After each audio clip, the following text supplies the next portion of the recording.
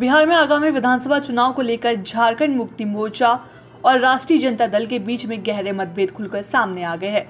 जहां जेएमएम बिहार में इंडिया गठबंधन का हिस्सा बनकर चुनाव लड़ने पर अड़ा है, वहीं राजद ने साफ कह दिया है कि बिहार में उनके गठबंधन में जेएमएम शामिल नहीं है। इस सियासी खिंचातान में झारखंड में भी सियासी तपिश बढ़ा दी है। आपको बता दें कि झारखंड मुक्ति मोर्चा के महासचिव विनोद पांडे ने गठबंधन की बैठकों में नजरअंदाज किए जाने पर नाराजगी व्यक्त की है।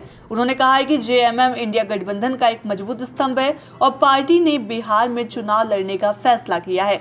विनोद पांडे ने सवाल उठाया है कि पटना में गठबंधन की 4 बैठकें हुई, लेकिन जेएमएम को इसकी सूचना तक नहीं दी गई। उन्होंने जोर देकर कहा कि उनकी पार्टी हमेशा ईमानदारी और गठबंधन धर्म निभाने में विश्वास रखती है, लेकिन अगर उन्हें आमंत्रित नहीं किया जाता है तो उन्हें चुनाव लड़ने पर विचार करने का अधिकार है।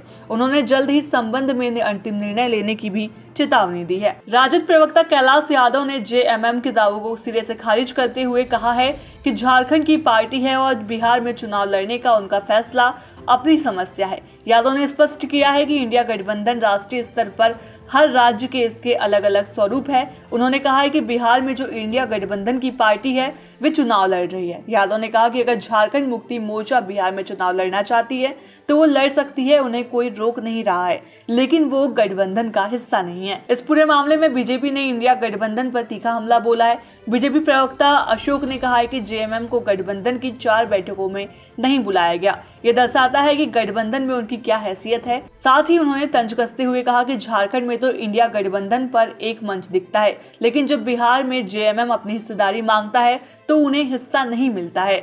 बिहार और झारखंड में सियासी बयानबाजी ने इंडिया गठबंधन के भीतर दरार की आशंका को जन्म दे दिया है। जहां एक और जेएमएम खुद को नजरअंदाज महसूस कर रहा है, वहीं राजद बिहार में किसी भी तरीके से हिस्सेदारी देने के लिए तैयार नहीं है।